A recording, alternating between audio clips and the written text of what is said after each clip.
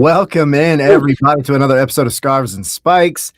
And we have just literally going live now. We have just witnessed probably one of the all-time greats, one of the best games of this World Cup for sure. Argentina and Cabo Verde. Sydney, Unbelievable. that was like edge of my seat type stuff. That was insane.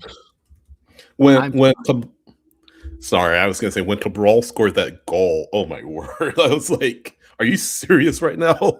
The moment that ball left his foot, I had already come out of my chair because it's that angle, right? Like you have that angle, and you're like, "Oh my god, this is like it's a banger. It's an absolute banger."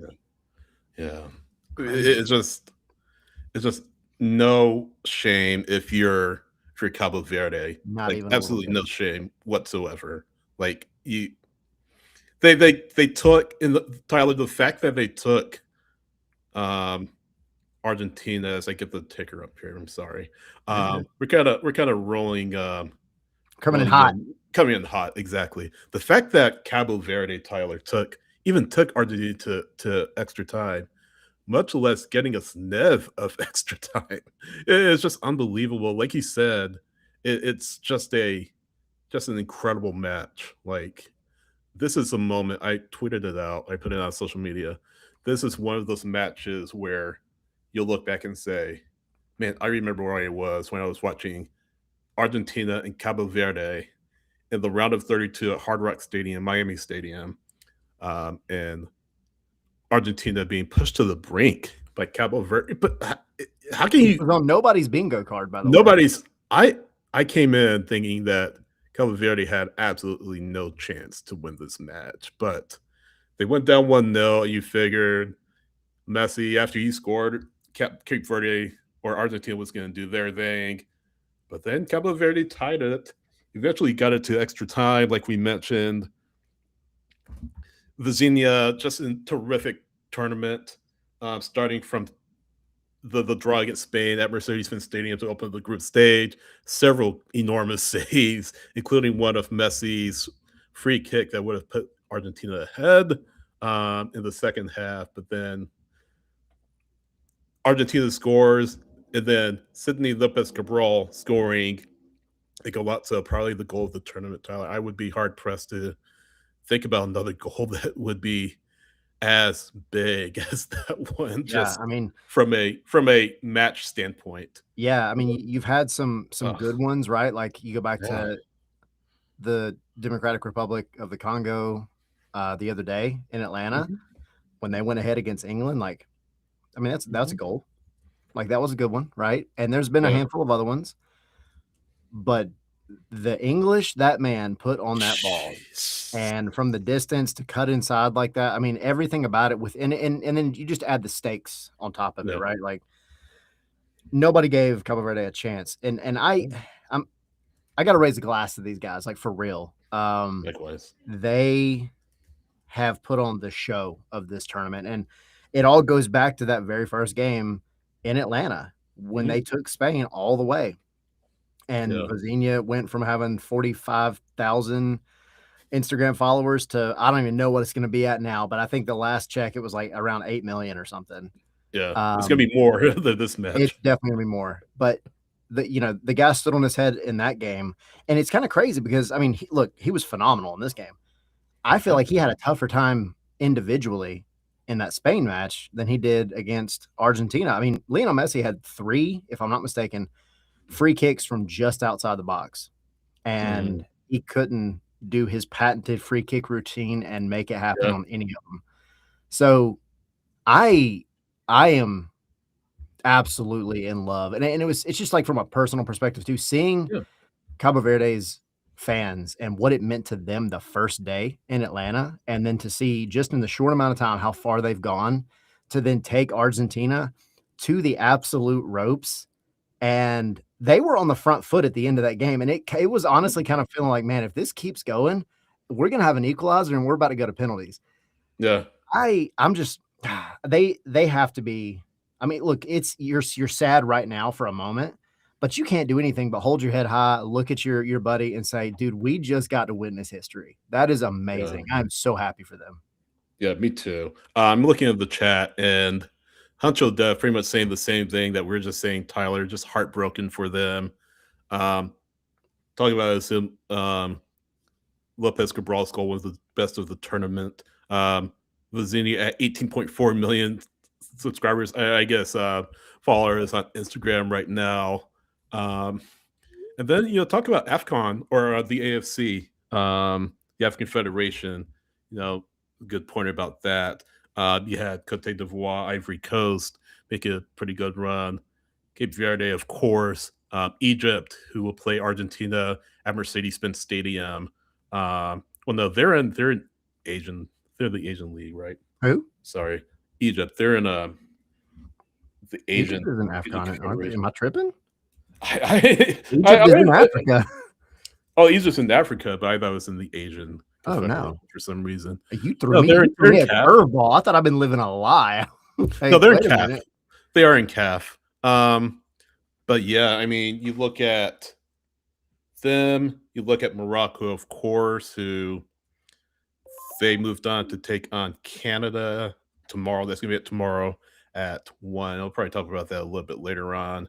Ghana's playing Colombia earlier or later on. DR Congo, Tyler, who you mentioned just a little bit ago. But CAF, the African Federation of Soccer, absolutely killing it. has been killing it as well. We got Tommy in here as well to talk about the match. I think, yeah, there he is. But Tommy, I know you were watching, but what incredible What's up? match. How's it going? I'm watching. I threw a French fry at geese, and apparently you're not supposed to throw French fries at geese, and I did, and I got yelled at and got my fries taken away from me. From who? By who? My wife. I was like, really? You got somebody policing your French fries like that? Yeah, well, when you feed them to geese, you get in trouble, I guess. I mean, they're still right there, the fries. Oh, I guess I could take them back. Yeah. Yeah. That Argentina game was fun. Fun is fun. I mean, that's an understatement. I feel like they were a 3-goal favorite in Vegas. A 3-goal favorite in a knockout game. Like that. Like I think France was 2. I'm pretty sure France was 2. But 3-goal favorites, and you allow that. I mean, that was a banger of a goal. Like you. Oh yeah. I mean that was absolutely amazing. And then come back and score another one. I mean that's. Mike Conti said they'll make a movie about this game, but like I disagree. I think they make a movie about the run, like the entire run there. Like that's fun. That's going fun. back to how they even got in the tournament in the first place. That's the thing. Like, yeah, the fact that they even made it here and then did what who they knock out. Spain, they knocked out a handful of people. I'm trying to remember because I'm getting them in Congo confused. I've been following both of these stories so much. Yeah. Hang on. I was thinking the 30 for 30 for this is going to be incredible, to Tommy's point. They deserve it. I mean, they deserve it for this run. And like, I mean, it's just every game has been something for them, and they've been a must-watch team. And that's what's fun about this extended thing. Like, you have some blowouts. The big one was Cameroon, by the way. The big one that they knocked out was Cameroon. Yeah. But like, I mean, you've had a couple blowouts in this round. I know that's what you guys are talking about in general, like the round of what's happened. I expected more blowouts in these games in this specific round of 32.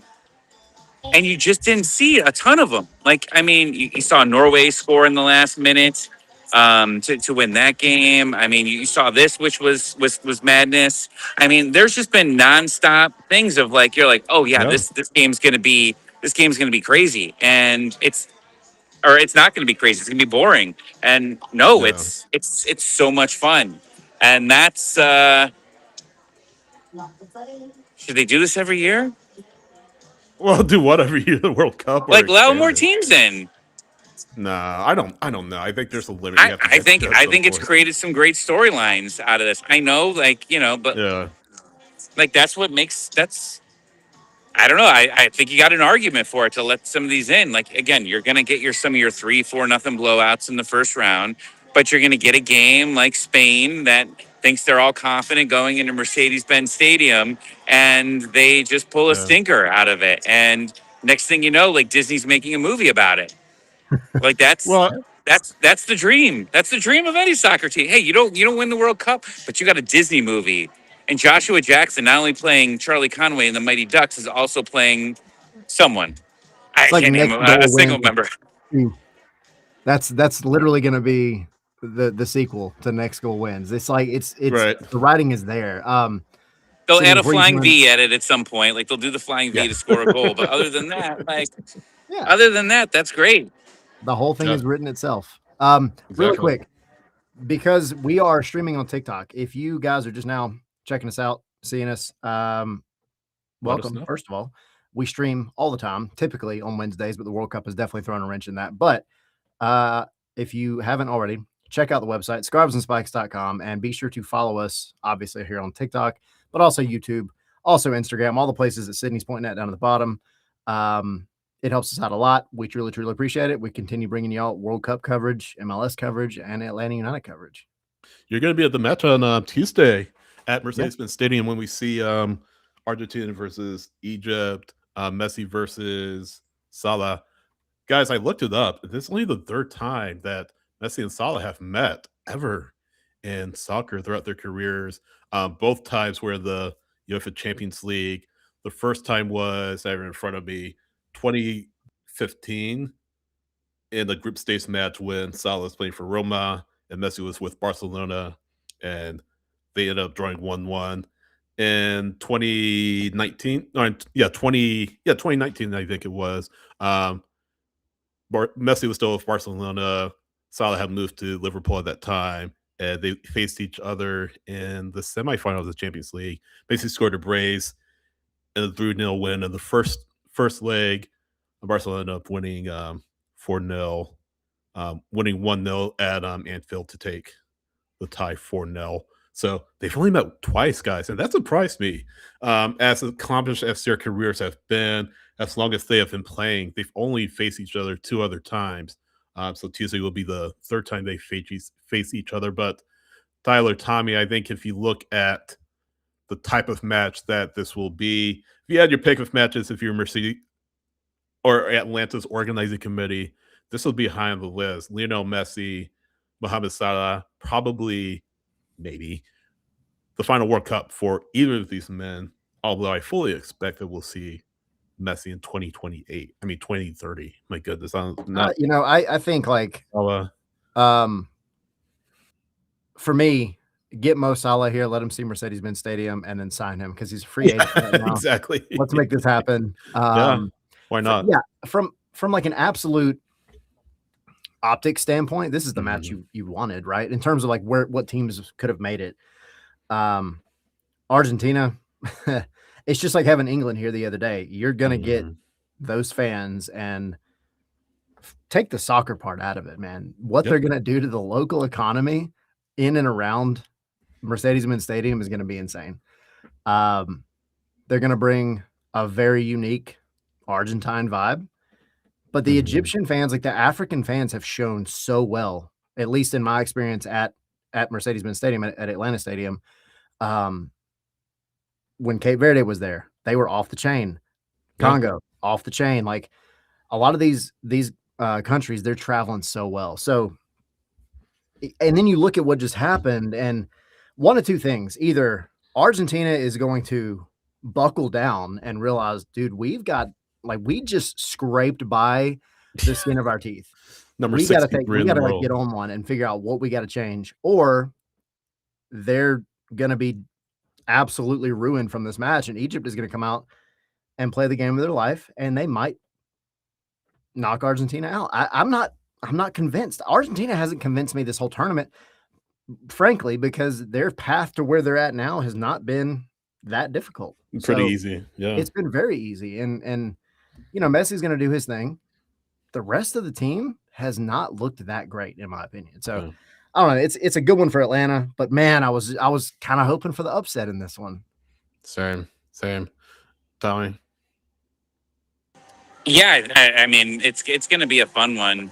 Um, if you don't get the underdog story, you just root for like the big stories there. And like when your team's out, which our team is not out yet, but like you root for the best games ultimately. Like that's what I have. But like I was going to say real quick, and I got to run. But like some of these games, with these bad teams versus these really good ones in here, this is why MLS changed the playoff format to the best of three because they don't want teams going in and sneaking out a win. They don't think you can pull an Atlanta against Miami in 3 games. Maybe you could beat them once, but you can't beat them twice.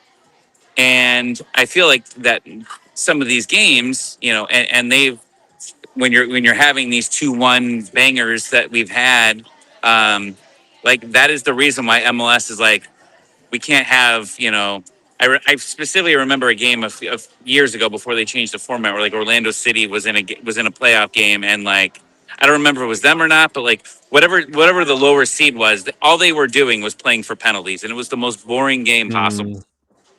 And I think that's what they don't want. They want the best team to advance and not just sit back and make some of these playoff games boring. Now, the Paraguay game, look, that was a snore until it wasn't. Like it was a snore for a large Yeah. people would say people talk about that game forever now. But like if you're realistic with yourself, it was a snore for a large portion of that game. And then it got real interesting towards the end. That's what I think MLS was trying to avoid. They want the best teams to move on, and that's why they have the best of three. So as I was watching a couple of those games in the first couple of days, I was like, yeah, this is MLS, and plus they want more games too. They just want two. They want three. They can't even do that. So I think fireworks are going off now. There's been storms here nonstop. We've been raining, so I guess they're going off early. So I will wish you all a happy 4th of July, and You too. yeah, let's see what this next game brings. Indeed. See you soon. Henry, we Thanks, hope Tommy. Columbia wins for you. Yeah, For exactly. real. That is Yeah. the I think so. the last round of 32 match coming up here in Yeah. what 20 minutes or so. Yeah. 9:30 kickoff, is it? Or that is 10. No, I think it's 9:30. 9:30. Okay, Yeah. that's right. That's right. So Interesting. I guess let's dive into that really quick because I mean, look, I could sit here and talk about this Cabo Verde Argentina match like all night because it was just fun. It's a historical moment, right? Let's go through. Were there any round of 32 matches besides this one that stood out to you for any particular reason, like off the rip? I mean, Paraguay, Germany, of course. Like 100%. Paraguay pushing thanks to penalties and winning in penalties. I mean, nobody expected Paraguay to beat them. I mean, 4-time champion coming in, probably not the favorite to win the tournament, but one of the favorites to win the tournament. I Certainly, mean, top 8. You would think. Yeah, got that. Yeah, for sure. But yeah, absolutely. And wow. yeah, and Julian Nagelsmann ending up resigning as Germany's head coach. It looks like Jurgen Klopp is coming in, so changes in that regard for Germany. But Paraguay, I mean, not as great a story as Cabo Verde because they're not a more established team, but relatively speaking, they are. 2010, they went to the quarterfinal and nearly took Spain to extra time. So they're a team that they are hoping to turn some heads, and I think that they did certainly in that win against Germany, again, one of the favorites of the tournament. Morocco, Netherlands, that was another one that was a good one. Another good one, exactly. I mean, Portugal, Croatia. I mean, we could probably sit here. I definitely want to get to that one in a minute for sure. Yeah, we gotta have a whole conversation about it. We'll get to that in a moment. Belgium continues to be lucky. Not convincing. And no, I know Senegal blew it. Yeah. They did. But I mean, Belgium getting by the skin of their teeth.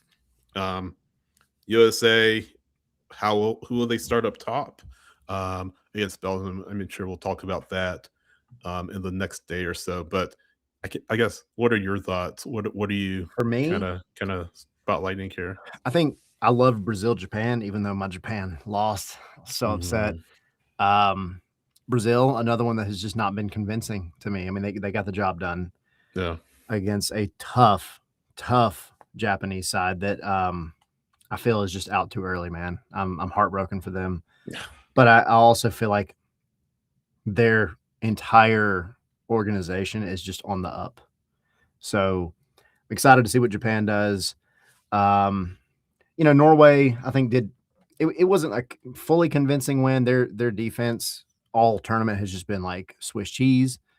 But you've got Erling Haaland and a couple of other guys who are scoring goals. So and that's what we said in the beginning of the That's tournament. pretty Like, good. they can make it. Yeah, that guy's he's all right. All right. He's gonna make things happen. He's gonna give you some goals. It's just a matter of whether or not the defense can keep them in it. So that game against Brazil, that's gonna be, I think, super, super intense.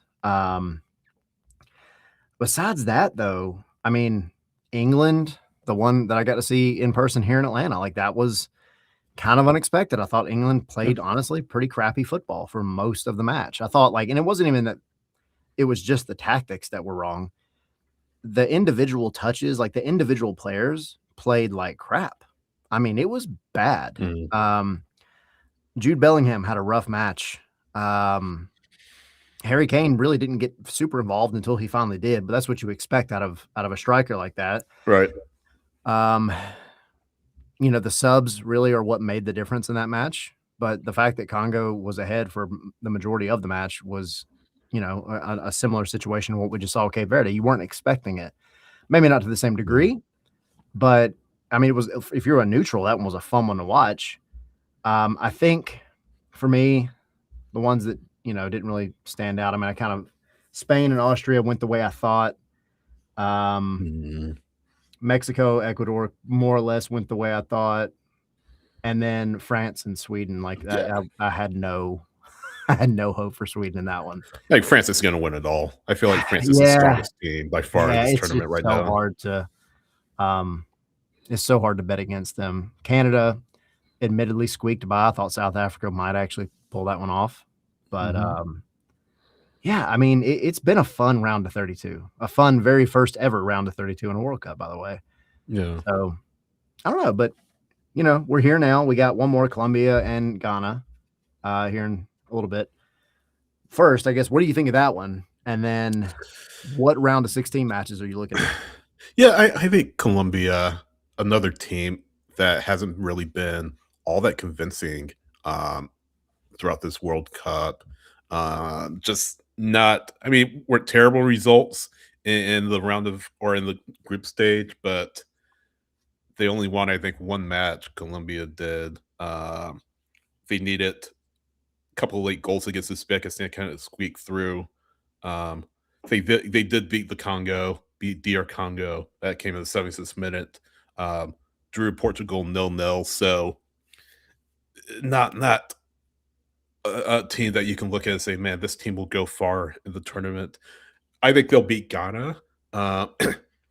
Switzerland, I'm not so sure. But then if you beat Switzerland, there's a good chance you play Argentina in the quarterfinals, and that's going to be imagine Argentina, Colombia. That's going to be a madhouse, madhouse, and that's going to be in putting it lightly. It's going to be at Kansas City, which we all expect. Argentina, Colombia, Kansas City. RIP Arrowhead Stadium. Right. No, exactly. Take a look at the other matches. I mean, Portugal, Spain. I mean, my goodness, that's going to be fantastic. It's going to be really the old generation and Ronaldo versus a new generation up and comer. Well, not up and comer, but one of the best young players in the world. One of the best players, period, in the world, and Lamine Yamal. So that'll be a fantastic one to take a look at. Canada, Morocco. Now, I wouldn't write Canada off fully in that one, but I do think Morocco wins to set up a matchup against France, a rematch of 4 years ago, and that's going to be must-see TV if those two teams are able to win their respective matches. That will be at Foxborough. USA, Belgium. Big question again. Balogun sent off in the red card. By the way, what are your thoughts on Balogun getting sent off? I mean, was it the right call? Or No, I don't think it was. I mean, What do you think? What do you think? Here's the thing. Oh my God. It's so I'll lump this in with the Croatia thing. Yeah. My issue with both of these is simply the fact that you don't call anything in real time. You don't call anything in real time. With the the Balogun red card, Mhm. I will point right back to Argentina's very first game where Messi did the exact same thing Mm. and stepped on a dude's calf. And almost in the same part of the pitch. Like it was identical. And nothing. And then you have for Flo, you have somebody sitting in a booth looking at a camera saying, "Hey, go back and look at this." In slow motion over and over and over and over and over again until Yeah. you finally decide, oh, I guess that's going to be a red card. I think it's crap. I think it's horse crap. I think it ruins the spirit of the game. If you have to go back and look that much to throw discipline at somebody that you didn't see in real time, I could see a yellow. I could see a foul. Yeah. Going back and retroactively giving a red card when you gave nothing in the beginning, I think that's crap. So that's one. I'll jump over to Croatia real quick. This one pisses me off. And miss me everybody with the whole, it was offside. Yeah, I know it was in an offside position. You're not going to convince me that the ball touched his head. I don't care what sensor you have implanted in the ball. I don't care. Yeah. It ruins the spirit of the game. You literally just allowed a sensor in a ball to take out one of the most storied midfielders in the history of the game from the World Cup. You spent 5 minutes dealing with it, ruining the celebration of an entire country of Croatia. I don't care that he was in an offside position. I know that. You can't look at that ball, look at it, and tell me that ball changed trajectory, position, anything. I don't care what graph you put on the screen. Miss me with that crap. Yeah. Get it out of the game. I know where they have it, but it's just like you said, it just takes away from the spirit of soccer. Like we don't need a decision like that to control the trajectory of the game. And Kay Hoyven saying the same thing. His hair. I mean, it's hair, Tyler. We're talking about hair. I mean, it's not like he had it greased up to the max or anything like that. I could understand it if that was the case. It affected the trajectory of the ball, but it didn't. And I don't know how you can sit there and say it had an effect on the path of the ball going into the back of that. Nobody's arguing that Croatia was offside. Croatia players in an offside position. What we are arguing is, did he affect the ball? And he didn't. You can't sit there and look at it and say he did it. And to your point, sensors don't matter. What about the human aspect of it? Right. What about the human eye? I mean, you can't trust that 100%, which is why you have the sensors in the first place. But it's just, I was just so upset by that. It just frustrated me to no end. This can't be what soccer turns into. This just can't be what soccer turns into. And you had just an incredible match against Argentina and Cabo Verde, which is everything soccer should be, everything sports should be, really. But then you had whatever that was against between Portugal and Croatia. So it's a shame that Modric, that's his last match in the World Cup, legendary player, but it's just disappointing that his career, World Cup career, like you said, has to end on that. So very frustrating. Very frustrating. Very frustrating. It's a shame. And honestly, I'm disappointed in FIFA in general. Like, what else is new? But I worry if that's the route that the game is going to go. I do. Yeah. I really do. I get VAR. I do. But you can't let this overtake the game. Like you can't let the human aspect just completely disappear. 100%. We haven't really talked about AI and its effect on what could be its effect on soccer as well. I mean, that's coming. I mean, it's already here in some respects, but the human element has to be there in some form and fashion. And I think that's Croatia should be hard done, or should feel hard done, even today. So I agree. It is unfortunate that they're not going to be in the round of 16. Because I would have been totally happy seeing either them or Portugal. Here's the thing: I'm not mad at Portugal. I mean, look, you Yeah, can like Ronaldo or you can hate Ronaldo. It doesn't matter to me. I like Portugal as a team, and I think it's great. I think that's going to be a good match. And Spain, Portugal that's a classic for sure. Does Spain, next Croatia door have the neighbor. same oomph factor? No, but it would have been a great game. Anyway, it's frustrating. We could do an entire episode about it, but I guess jumping back really quick before the Colombia game kicks off here in a moment to totally finish off the round of 32. For me, the round of 16, I'll go through mine real quick. Canada, Morocco. Yeah. I actually think Morocco takes it. I think Yeah. Canada might be the first host nation that gets knocked out. I just think Morocco they're quality. I did an article about it over on scribesandspikes.com comparing them to Saudi Arabia, the amount of money Saudi Arabia has put into the game, et cetera, et cetera. Go check it out if you haven't. Paraguay, France. Again, Paraguay, I think, should be perfectly happy if Yeah. this does not go their way, and I very, very seriously doubt it's going to go their way. France is the team to beat in this tournament. Their bench could start against any team right now and give them a game. I just don't see it happening for Paraguay. No. And then you go Monday. First is Portugal, Spain. That's a must-watch match. And then Us. Yeah.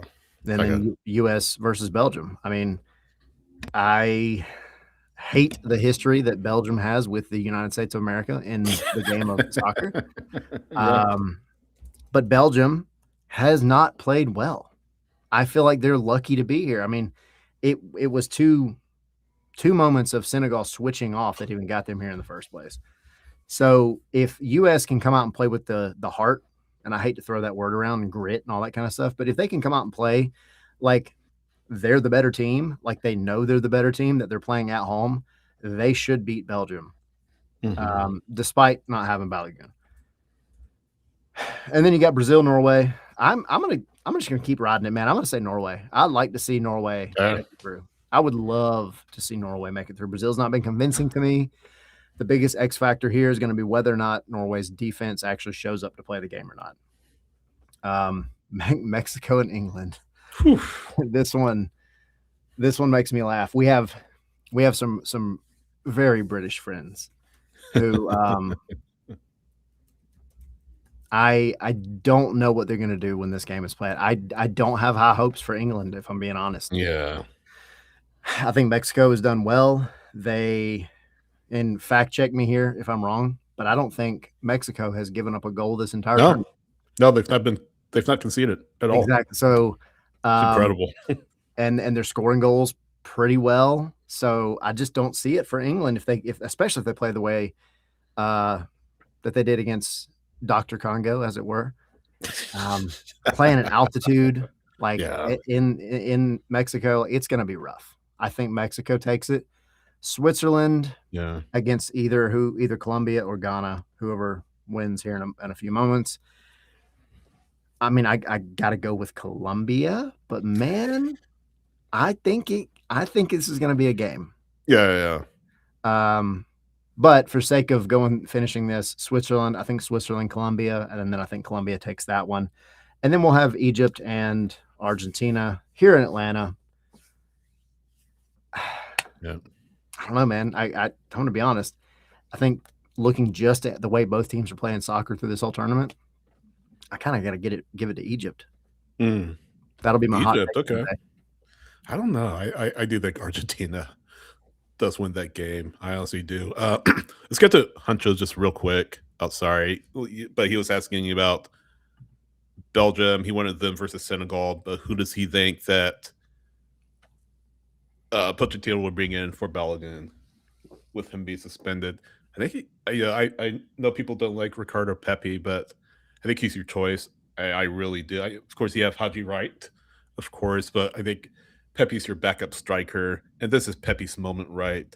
Remember what he did in the qualifiers going up to the Qatar World Cup, but this is much bigger. This is the actual World Cup, and I think it will be him starting. Maybe Pochettino throws a little bit of technical wrinkle into things, Tyler. I don't know, but to me, I think that we do see Ricardo Pepi start up top.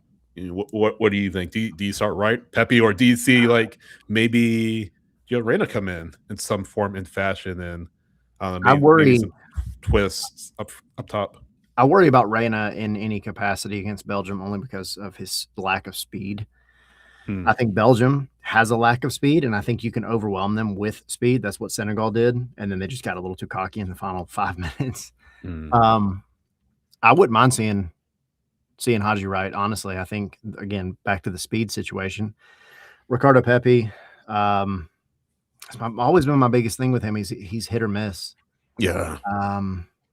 It's not a bad player, but no, like you no. say, But I think for this game, what do you need? And I think you need somebody that's going to be able to beat guys in a foot race. Because you don't necessarily want to get involved, whether they're playing well or not, against Belgium's midfield with Kevin De Bruyne being there. So you need to take him out of the equation, and you need to play your game. But I think having a couple of balls over the top to keep him honest, and doing that with a guy that can totally beat a back line and Haji Wright, I think might be the way to at least start the match. Yeah. We'll see. Yeah. I'm going with Pepe, though. I do go with Pepe. I think U.S. could win that one. We'll see, but sure, we'll talk about it a little bit more in depth. I hope so.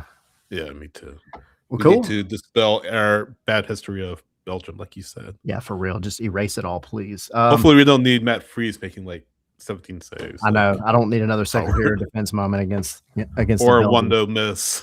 Yeah. Please, no. All right. We will let you guys get over to Colombia and Ghana, which is kicking off here in just a second. Again, we're on TikTok streaming on this one. So if you guys are just now seeing us, please like, subscribe, do all that stuff on TikTok, YouTube, Instagram, X, the whole 9 yards, all of Blue Sky. Please follow us. Please subscribe, follow our coverage. We got all the World Cup stuff, Major League Soccer when it kicks back off, and Atlanta United, which is our flagship show, if you will. Yes.